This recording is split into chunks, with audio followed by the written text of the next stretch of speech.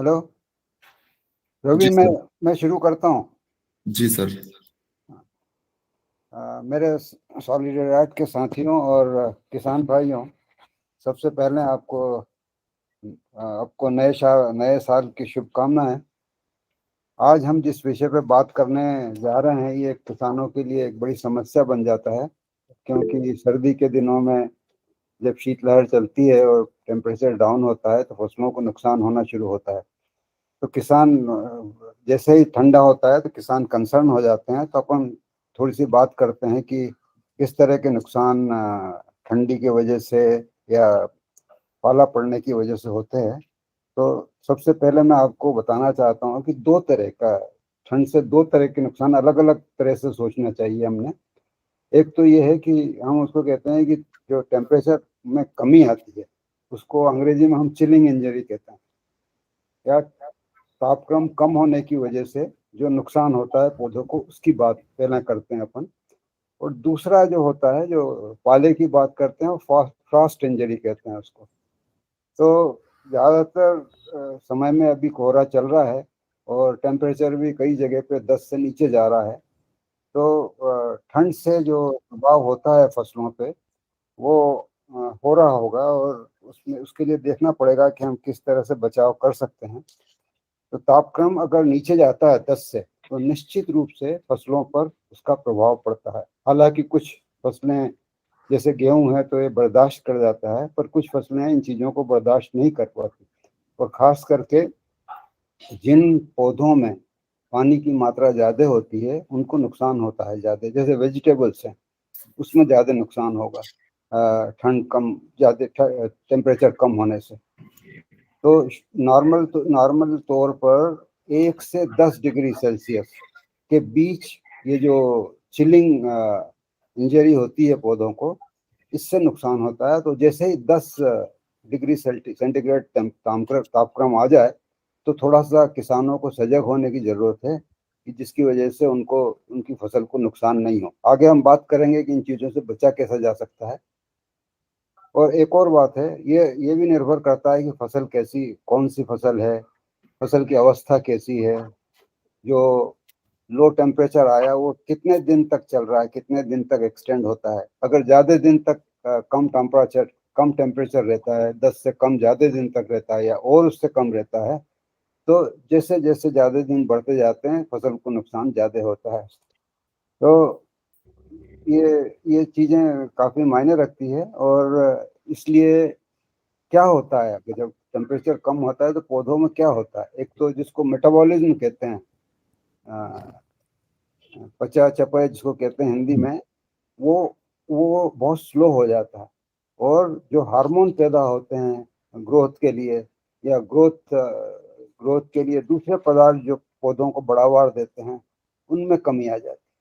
इस वजह से अगर ज़्यादा दिन तक तापक्रम कम रहे, 10 से 1 के बीच में, और 10 से जितना कम होता जाए उसमें फसलों को नुकसान होने की संभावनाएं बहुत बढ़ जाती है, और उससे उपज पे भी असर पड़ता है।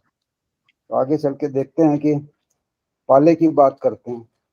पाला मतलब फ्रीजिंग इंजरी कहते हैं, जब जब पौधे के जो सेल हैं उसमें बर्फ जमने लग जाए, है ना। जब बर्फ जलने लग जाए तो वो उस टाइम उसको जो इंजरी होती है, उसको हम पाले से पड़ने वाला नुकसान कहते हैं।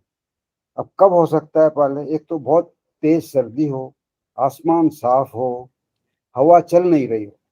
ऐसे में अगर तापक्रम नीचे आता है 4 डिग्री के बाद, तो अपने को बहुत सजग हो जाना चाहिए। 4 से जैसे ही नीचे जाना शुरू होता है तो पाले का असर होने की संभावना बढ़ जाती है। और वैसे तो देखा गया है कि 25 दिसंबर से आप फरवरी के पहले वीक तक का समय जो है क्रिटिकल रहता है। इस बीच में कभी भी पाला पड़ सकता है, पर ज़्यादातर देखा गया है कि 1 से 10 जनवरी के बीच में सबसे ज़्यादा पाला पड़ने की संभावना होती है, और यही वक्त अभी चल रहा है। हालांकि टेम्परेचर अभी इतना नीचे तक नहीं गया है, पर जहाँ जब भी 4 डिग्री सेंटीग्रेड से नीचे जाने की संभावना होगी, तो पाला पड़ने की संभावना बढ़ जाती है। तो किसानों से यही अनुरोध है कि आपके पास वेदर फोरकास्ट देखने का साधन है, तो कृपया हर दिन देखते रहिए। और जब भी इस तरह की संभावना हो पाला पड़ने की, तो उसके लिए जो उचित उपाय हम बताएंगे वो करने की कोशिश करना चाहिए। आगे चलते हैं।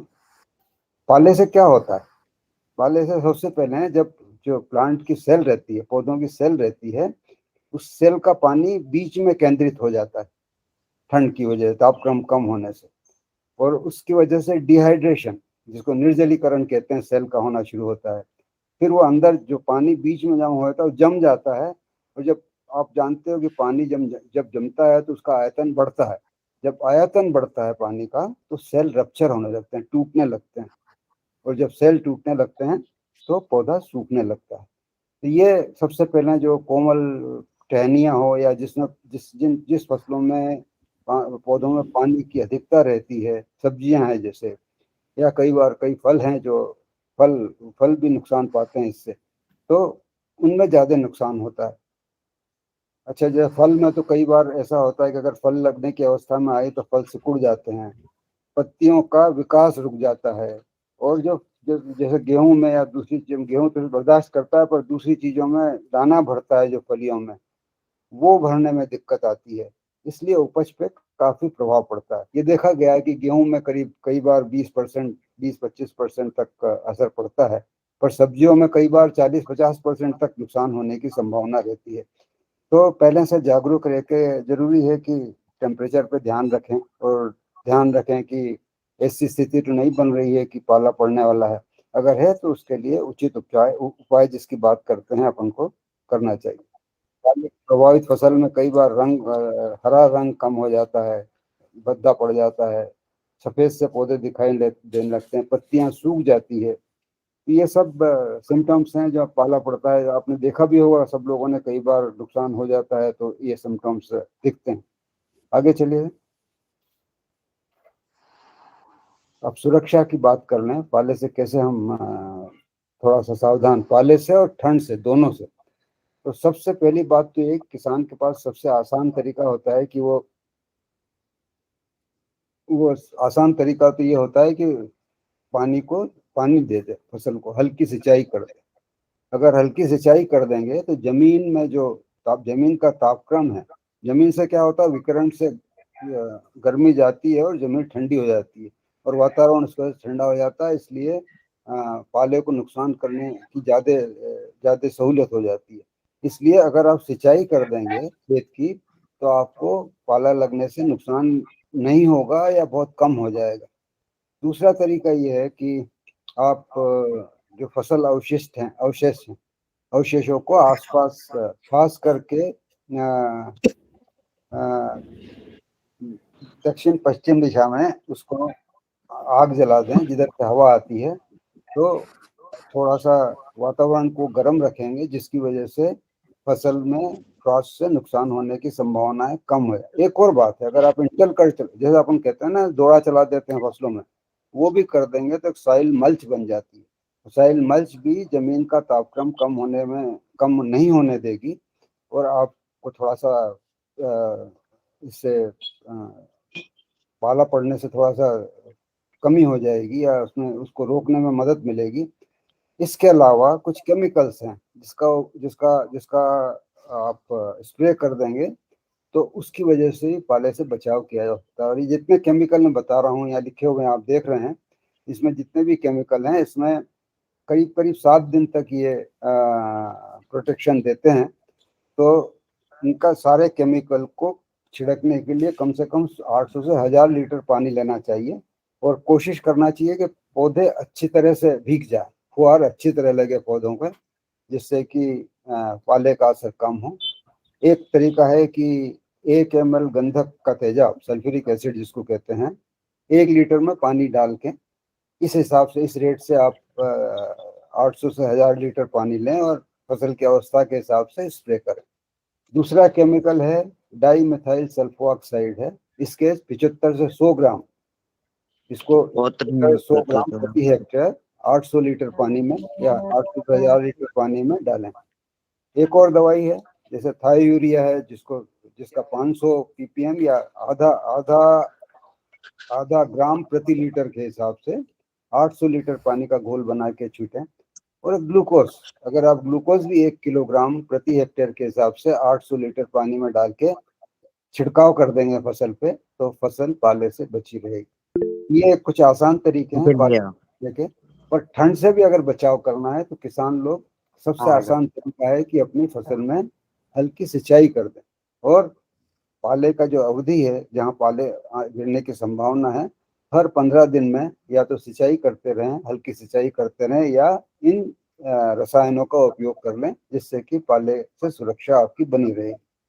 इसके अलावा कुछ और तरीके हैं कि कतारों के बीच में आप या तो पॉलीथीन मल्चिंग अगर की हो, या फसल अवशेष डाल के मल्चिंग कर दो आप, तो उससे भी आपको जमीन से जो टेम्परेचर में कमी आती है उसमें उसमें इजाफा मिलेगा और टेम्परेचर बना रहेगा।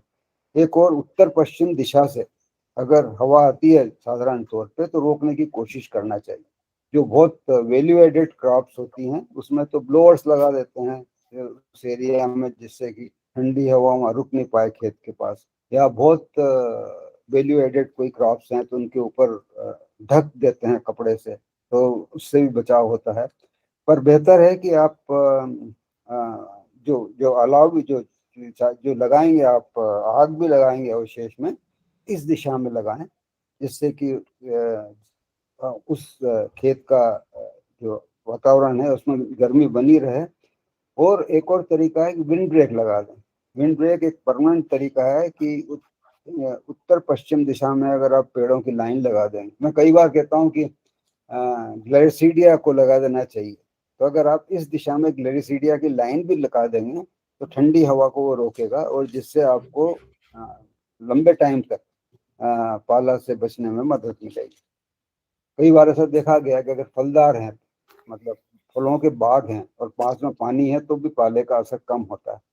और कई फसलें ऐसी हैं जो कि पाले को बर्दाश्त करती है, जैसे चुकंदर है, गाजर है, गेहूं है, मूली है।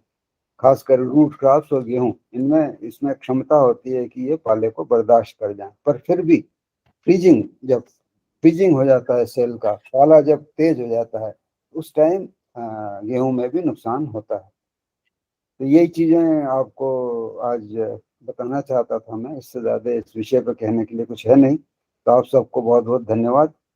और कोशिश करें कि किसानों को बताएं कम से कम पानी दे के रखें, हर 15 दिन में हल्की सिंचाई कर दें, जिससे कि पाले का असर नहीं हो। या फिर जो केमिकल्स बताएं उनका उपयोग करें, मल्च डालें, या डोरा वगैरह चला के साइल मल्च बना दें, जिससे कि पाले के असर को कम किया जा सके और फसल में नुकसान नहीं हो। तो आप सबको एक बार पुनः धन्यवाद। आपके प्रश्न हो तो उस पर बात कर सकते हैं बस।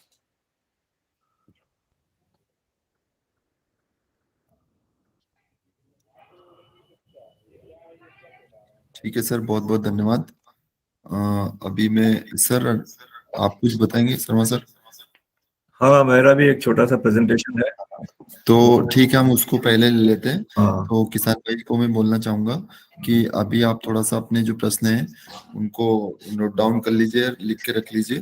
तो शर्मा सर का पीपीटी हो जाने दें, उसके बाद में हम सारे क्वेश्चन एक साथ ले लेंगे।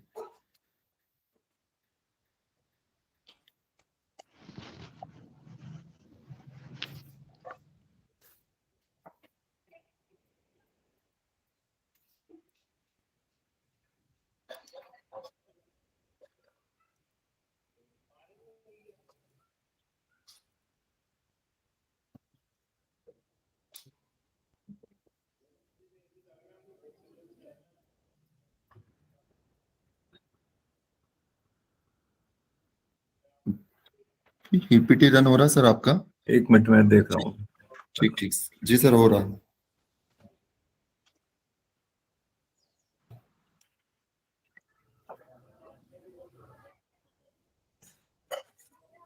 जी सर, आ गया ना अभी? हाँ सर, दिख रहा है। ओके। तो साथियों, एक्चुअली मुझे थोड़ा सा अंदाज नहीं था कि सर भी पाले पे कवर करेंगे तो मैंने भी कुछ स्लाइड ने पाले पे बना ली थी। हालांकि जो सर ने काफी विस्तार से चीजें बता दी हैं, कोई विशेष इसमें ज्यादा नहीं है, लेकिन फिर भी कुछ कुछ चीजें रिपीट हो जाए तो कोई बुरी बात नहीं है। देखिए, जैसे जैसे आपने बताया कि पाला होने के कारण क्या होते हैं। एक तो जो सर ने बताया कि जैसे 10 डिग्री से नीचे अगर तापमान होने लगे तो पाले की संभावना बनती है। और अगर थोड़ा और नीचे जाए 5-6 डिग्री सेंटीग्रेड अगर रात का तापमान होने लगे, न्यूनतम तापमान होने लगे और हवा ना चल रही हो, हवा स्थिर हो गई हो और हवा में नमी हो, करीब 40-45% नमी दिखा रही हो और रात में आसमान साफ हो, बादल नहीं हो, तो ये सब कारण है जिसमें कि पाला पड़ने की संभावनाएं बहुत बढ़ जाती हैं। एक और चीज देखने में आई है कि जिन फसलों में सूक्ष्म तत्व जैसे पोटेशियम है, कॉपर है, मोलिब्डेनम है, इनकी कमी होती है। फसल में इन तत्वों की कमी से मतलब है कि जिनमें जमीन में इन तत्वों की कमी होती है, भूमि में, मिट्टी में, तो स्वाभाविक रूप से फसलों में भी, पौधों में भी इन चीजों की कमी होती है। तो इनकी कमी के कारण भी पाले का असर इन फसलों पर अधिक पड़ता है। अगर आप देखेंगे कि इसके लक्षण क्या है तो आपको बता दूं कि सबसे जो संवेदनशील अवस्था है, खासतौर से हम चने की बात करेंगे आज, तो फूलों के जो बाद की अवस्था है, समझे आज अगर फूल लगना शुरू हुए तो 10 दिन बाद की जो अवस्था होती है, जबकि करीब करीब फूल पूरी फसल में फूल आ चुके होते हैं और उनमें दाना भरने की प्रक्रिया शुरू हो जाती है, तो वो दाना भरने से लेके दाना भरने की प्रक्रिया खत्म होने तक ये अवस्था है, मतलब 15-20 दिन की ऐसी अवस्था होती है जबकि आपके फसल को पाले से काफी नुकसान हो सकता है। या फिर मिट्टी में नमी की कमी हो, कई बार चने में तो हम देखते हैं कि सिंचाई बहुत कम दी जाती है और इस वजह से थोड़ा सा सूखापन भी रहता है मिट्टी में, तो मिट्टी में नमी के कारण भी फसल पे पाले के लक्षण अधिक दिखते हैं। और जैसा कि अभी सर ने बताया कि जब तापमान नीचे जाता है तो उसमें जो पत्तियों में पानी रहता है वो जम जाता है और उसके जमने के कारण वो बर्फ बन जाता है और बर्फ का चूंकि आयतन ज्यादा रहता है तो उसकी सेल्स उसकी फटने लगती हैं और उसके पत्तियों के किनारे सूखने लगते हैं। पहले शुरू में आपको पूरी फसल मुरझाई हुई नहीं दिखेगी, लेकिन सिर्फ उसके जो किनारे हैं वो भूरे भूरे होने लगेंगे। और अगर ये स्थिति ज्यादा दिन तक बनती है तो फिर आपको पूरी पौधों में इस तरह के लक्षण दिखने लगेंगे। फूल भी नष्ट हो जाते हैं उसमें, अगर किसी तरह फूल बच गए, उसमें फलियां बन गई तो उन फलियों में दाना नहीं बनता है। तो इन सब कारणों से काफी नुकसान होने की आशंका रहती है पाले के कारण। तो इससे निश्चित रूप से हमको बचने के उपाय अपनाने चाहिए। और अभी जो हमारे वेदर स्टेशन लगे हुए हैं अलग अलग जगह पे, उसमें मैंने कई जगहों पे देखा है और अगले 3 से 7 दिन का जो पूर्वानुमान है वो ये कह रहा है कि रात का तापमान 6 से 8 डिग्री सेंटीग्रेड रहेगा। अभी भी है, ये चल रहा है, कई जगह 8 डिग्री है, कई जगह 6 डिग्री के आसपास भी पहुंच गया है। और वातावरण में नमी अगले 7 दिनों में करीब 25 से 55% तक रहेगी। तो ये दोनों जो स्थिति बनती हैं वो ओस के लिए काफी माफिक हैं, ओस बनने के इसमें संभावना बहुत रहती है और उस वजह से पाले की संभावना भी अधिक बनती है। तो इनसे बचाव के तरीके भी सर ने बताए हैं, वही मैं थोड़ा सा रिपीट करना चाहूंगा। शाम के समय अगर हल्की सिंचाई कर दें स्प्रिंकलर से या ड्रिप से कर दें, खेत के चारों तरफ घास या जो कचरा बगदा रहता है उसको जला के उसका धुआं करें। और एक और चीज थोड़ा सा लिटरेचर में बताया गया है कि जो छोटे खेत हैं, बड़े खेत में तो संभव नहीं है, उसमें अगर 2 लोग रस्सी को पकड़ के 10-15 मीटर की रस्सी ले लें और दोनों किनारों से पकड़ के उसको फसल के ऊपर चलाते रहें तो ओस की जो बूंदें पत्तियों पे चिपकी हैं वो गिर जाती हैं, वो खत्म हो जाती हैं। तो इससे भी जो पौधे में पत्तियों पे जो तापमान कम होके बर्फ जमने की आशंका रहती है वो खत्म हो जाती है। फिर इसके अलावा जैसे अपनी सर ने भी बताया कि कई केमिकल्स हैं, उसमें गंधक है 80 WP का 40 ग्राम प्रति 15 लीटर पानी में डाल सकते हैं। थायो यूरिया, अब देखिए थायो यूरिया में क्या है, नाइट्रोजन भी है, सल्फर भी है, तो ये दोनों का जो मिश्रण है थायो यूरिया के रूप में 500 ग्राम थायो यूरिया 800 से 1000 लीटर पानी में घोल के उसको 1 हेक्टेयर पे छिड़केंगे तो पाले से नुकसान कम होगा। पोटाश अधिकतर हम लोगों ने देखा है कि न तो खरीफ की क्रॉप में न रबी की क्रॉप में इसका प्रचलन बहुत कम है किसान भाइयों के बीच में। और म्यूरेट ऑफ पोटाश का हम गुण तो हमेशा से बताते आए हैं कि न सिर्फ एक पोषक तत्व है बल्कि पौधों को मजबूती प्रदान करता है और जैविक और अजैविक कारकों से जो नुकसान होने की संभावना रहती है उसको भी कम करता है। इसलिए मोरियो पोटाश का भी 1 ग्राम प्रति लीटर पानी के हिसाब से अगर घोल बना के इसको छिड़केंगे तो पाले से होने वाले नुकसान को हम कम कर सकते हैं। अब कुछ कीड़ों की बात करते हैं हम। कई जगह से फोटोग्राफ्स भी आए हैं और किसानों के व्हाट्सएप मैसेज भी आए हैं, और ये कीड़े को हम लोगों ने ये पहचाना है कि ये कटवर्म है, एग्रोटिस इप्सिलॉन इसका वैज्ञानिक नाम है। और ये एक इसकी आदत है कि दिन में थोड़ा सा कम दिखता है, पत्ती अगर मुड़ी हुई है कहीं तो उसके बीच में छुपा बैठा रह सकता है। अधिकतर ये शाम को पत्तियों को काटता है या नीचे जमीन में से निकल के इसकी तने को काटता है। काफी मोटा रहता है और कभी कभी तंबाकू की इल्ली से भी इसको हम कंफ्यूज कर सकते हैं। तो चूंकि ये शाम के समय निकलता है, इसलिए शाम के समय या मैं कहूँगा दोपहर के बाद के समय अगर कुछ स्प्रे कर दें हम, जैसे क्विनाल्फास का है, प्रोफेनोफास है या क्लोरोपायरिफास है, इनका स्प्रे कर देंगे तो ये कीड़ों की संख्या में कम आएगी, फसल को नुकसान कम करेंगे। गेहूं में एक और चीज देखने में आई थी, ये वाला फोटो किसी किसान भाई ने भेजा था जिसमें कि यहाँ अगर आप देखेंगे तो छोटी सी एक गुलाबी रंग की इल्ली दिखती है। ये गुलाबी तना छेदक है गेहूं का, पिंक स्टेम बोरर बोलते हैं इसको। इस फोटो में आप साफ देख सकते हैं कि रंग भी इसका गुलाबी होता है।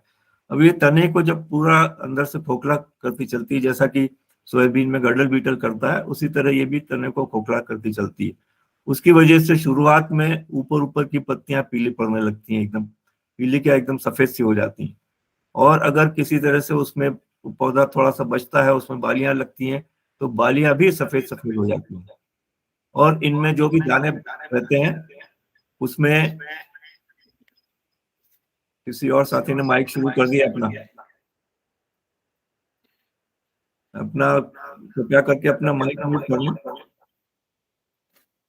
तो इनको व्हाइट ईयर हेड बोलते हैं।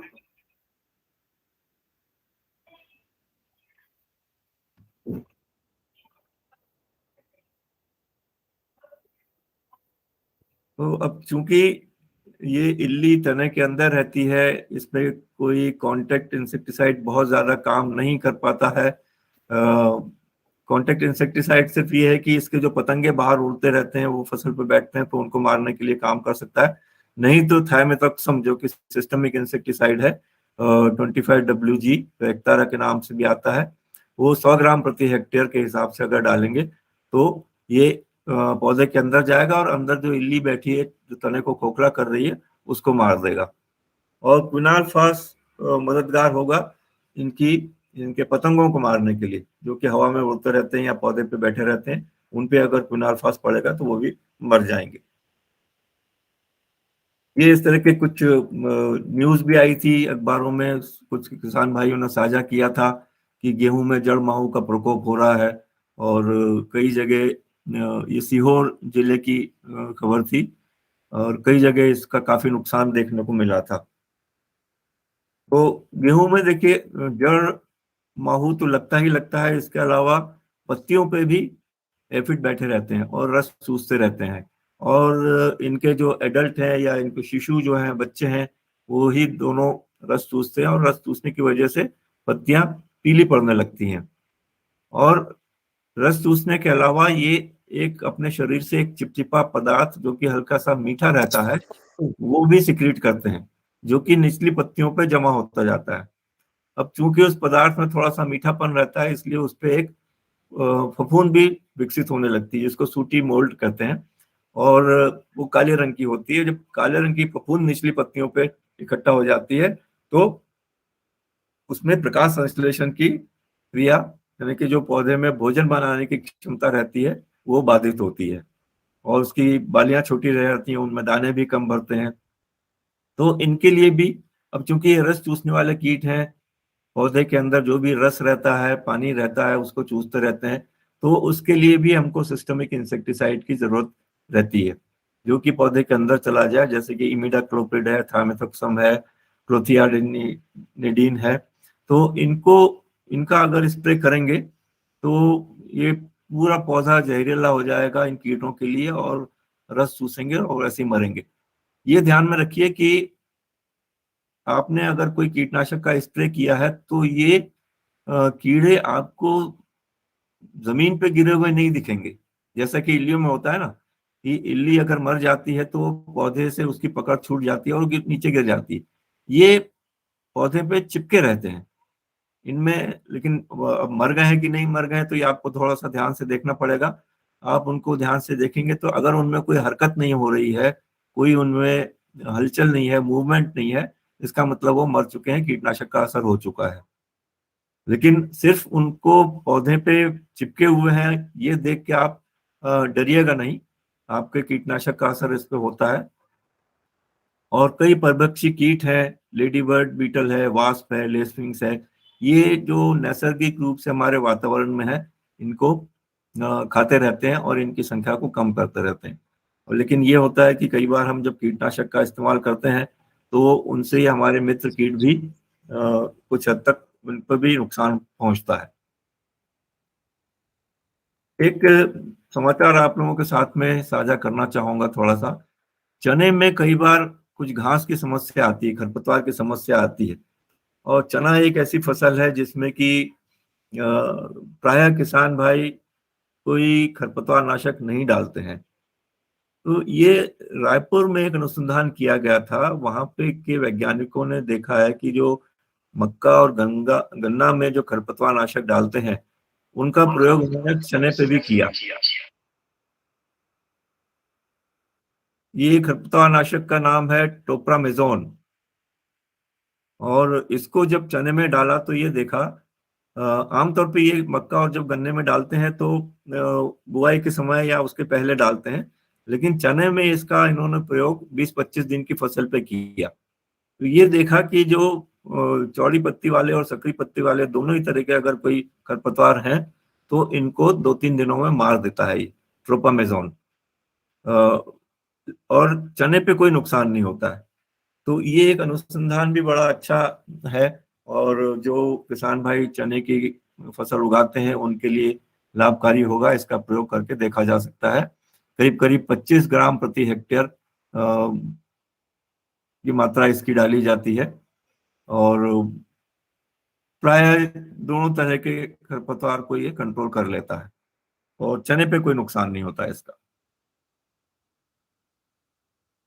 अभी का जैसे मौसम चल रहा है, धुंध हो रही है, थोड़े से बादल भी हैं, तो ऐसी सिचुएशन में माहू का सरसों का जो एफिड है उसका काफी प्रकोप हो सकता है। अभी जड़ माहू की हमने बात की थी, ये आपके सरसों वाले जो माहू हैं वो है ये, और गेहूं के माहू से इनकी प्रजाति अलग होती है, साइंटिफिक नेम इनका अलग होता है। तो आप देख सकते हैं कि पत्तियों पर किस तरह से ये कितनी अधिक संख्या में छाए हुए हैं, फिर धीरे धीरे पूरी ब्रांच को ये कवर कर लेते हैं। और यहाँ पे मैंने, आप इस फोटो को ध्यान से देखें, ये जो काले काले माहू हो गए हैं, काला होना इस बात का द्योतक है कि इनमें संक्रमण हो चुका है, ये बीमार हो चुके हैं। इनमें एक पैरासाइट है, पैरासाइट ने इसको प्रकोप कर दिया है। पैरासाइट ने इसमें अपने अंडे दे दिए, उसके अंदर उसकी इल्ली निकल के उसमें से इसको अंदर ही अंदर खा रही है। तो ऐसे जो ये सामान्य जो एफिड होता है इससे अधिक मोटे और काले होते हैं, काले दिखने लगते हैं ये। तो ये कोई नुकसान नहीं करते हैं, ये मरे हुए हैं, इनको हम बोलते हैं ममीफाइड एफिड्स, मतलब इनकी मम्मी बन गई एक तरह से। मम्मी को अब हिंदी अंग्रेजी हिंदी में क्या कहेंगे समझ में नहीं आ रहा, लेकिन ये मर चुके हैं एफिड, इनसे कोई नुकसान नहीं होने वाला। लेकिन अगर इतनी संख्या में है आपकी किसी भी फसल पे तो आप 2-3 उपचार कर सकते हैं उसमें। एक तो 2% नीम का तेल और 5% नीम की खली का सत्व, इसको एक्सट्रैक्ट बना के इसको स्प्रे करेंगे, या फिर डायमेथोएट है, रोगों के नाम से आता है, क्विनालफास है, थायमिथॉक्सम है, इनमें से किसी का भी स्प्रे करेंगे तो ये बड़ा ही कोमल शरीर वाला कीट रहता है, जल्दी से मर जाता है। तो लेकिन इतनी संख्या में आने से पहले ही इसका उपचार कर लें तो ज्यादा अच्छा होगा। क्योंकि कोई भी कीटनाशक देखिए इतनी संख्या में जो महू आ गए उनको 100% तो नहीं मारेंगे, कुछ ना कुछ तो बचे रह जाएंगे और उनसे फिर दूसरी अगली जनरेशन पैदा होने की संभावना रहती है। और ये इनकी एक जो पीढ़ी है, जनरेशन है, वो मुश्किल से 15-17 दिन की रहती है। उसके बाद में फिर से इसकी अगली जनरेशन आती है, फिर से एक अगली जनरेशन आएगी। तो ये है कि जब इसकी शुरुआत हो तभी इसको कंट्रोल कर लिया जाए। कोई भी एक ये उपाय अपना लें आप, स्प्रे कर दें और इनकी संख्या को कम से कम करने की कोशिश करें। अभी कुछ दिन पहले किसान भाइयों ने कुछ फोटोग्राफ्स भेजे थे, इस तरह के फोटोग्राफ भेजे थे।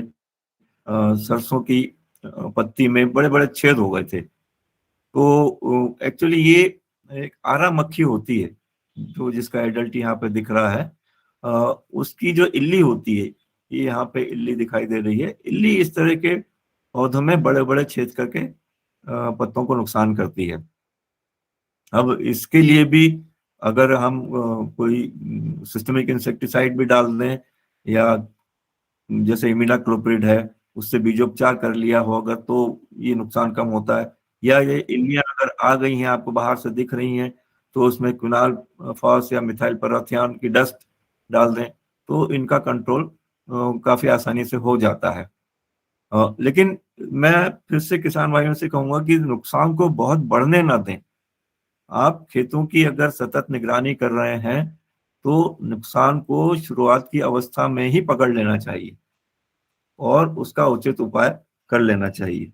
नहीं तो एक बार नुकसान बढ़ने लगता है, कीड़ों की संख्या बढ़ने लगती है, तो फिर हम कोई भी उपचार करेंगे तो उसका हमको भरपूर असर नहीं मिलता है। चने में अभी तो जैसे अब तापमान काफी कम हो गया है, इसलिए अब इल्लियां वगैरह नहीं दिख रही हैं। लेकिन ये चने की इल्ली जो है सबसे बड़ा दुश्मन है, और न सिर्फ चने का बल्कि कई फसलों का दुश्मन है। फली छेदक इल्ली, हेलिकोवर्पा बोलते हैं इसको। और न सिर्फ हमारे देश में बल्कि दूसरे देशों में भी जहाँ जहाँ खेती होती है अलग अलग फसलों की, वहाँ पे ये फसलों को नुकसान करता है। और इसकी एक बड़ी समस्या ये भी कि है, इसको पहचानने के लिए थोड़ी सी मुश्किल होती है, क्योंकि इसके रंग और रूप बड़े अलग अलग तरीके के होते हैं। मतलब हरे से लेके धारीदार, छोटा बड़ा, सब तरह के आपको इल्लियां मिल जाएंगी। लेकिन खाने का इसका तरीका एक बड़ा टिपिकल है, जो कि दूसरे कीड़ों में नहीं देखा जाता। कि आप देख रहे हैं कि ये चने की फली के अंदर मुंह घुसा के उसमें से बीज खा रहा है। आधा शरीर बाहर है, आधा अंदर है। तो इस तरह का जो नुकसान है खाने का तरीका है, ये प्राय इसी कीट में मिलता है। हम्म। और ये फूल आने से पहले पत्तियों को भी खाएगा, फिर फूल आ जाएंगे, कलियां आएंगी, उनको भी खाएगा। और फिर जब ये गेंठे बनने लगेंगे, इसके फलियां बनने लगेंगी, तो फलियों को नुकसान करेगा। और ये कीड़ा ऐसा है कि इसके लिए कोई एक विधि हम बोलें कि आप सिर्फ फेरोमोन ट्रैप लगा लें या सिर्फ इंसेक्टिसाइड डाल दें, तो वो कारगर नहीं होती। उसके लिए कई चीजें हमको अपनानी पड़ेंगी, जिसको हम बोलते हैं समेकित कीट प्रबंधन। और उसमें कई सारी चीजें आती हैं, जैसे फेरोमोन ट्रैप लगाएं आप, ये यहाँ पे फोटो दिखाया हुआ है। और फेरोमोन ट्रैप भी चने की इल्ली के फेरोमोन का लगाएं।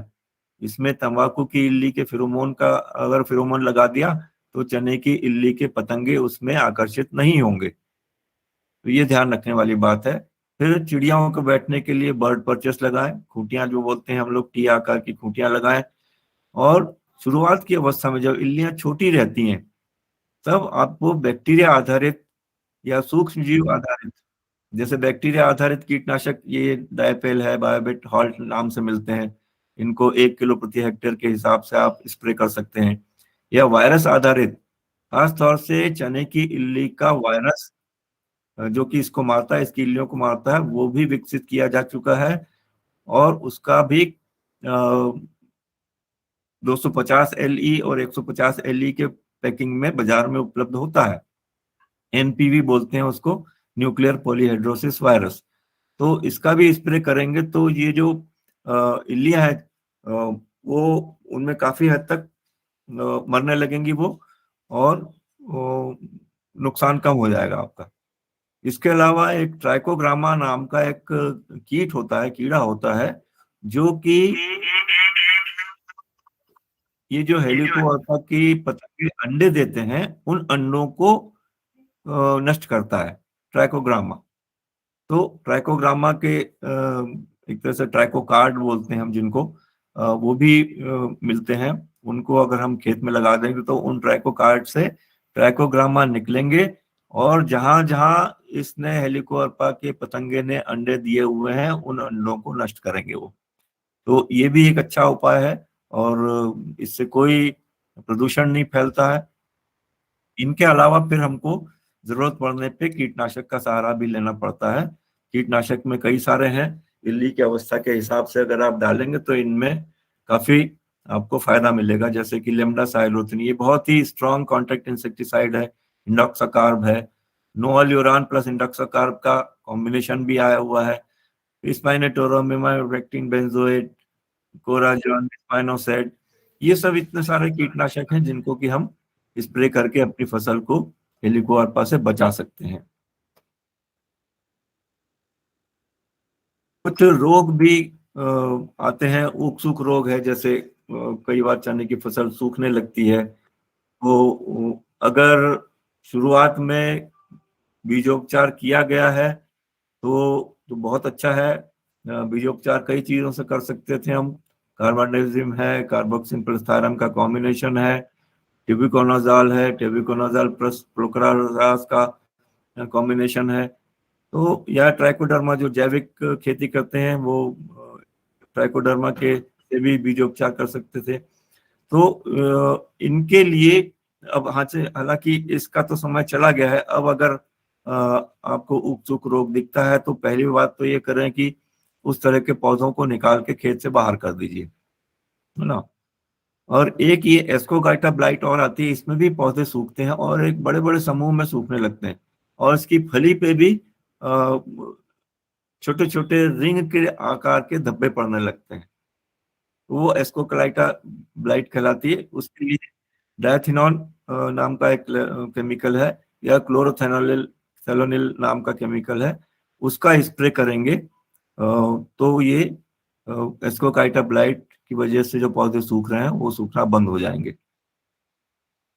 मेरे ख्याल से जो अभी की समस्याएं चल रही थी उनमें यही प्रमुख थी, इनको कवर किया। इसके अलावा अगर आप पे कुछ समस्याएं हैं, सवाल हैं, तो आप बताएं, कोशिश करेंगे हम लोग इसको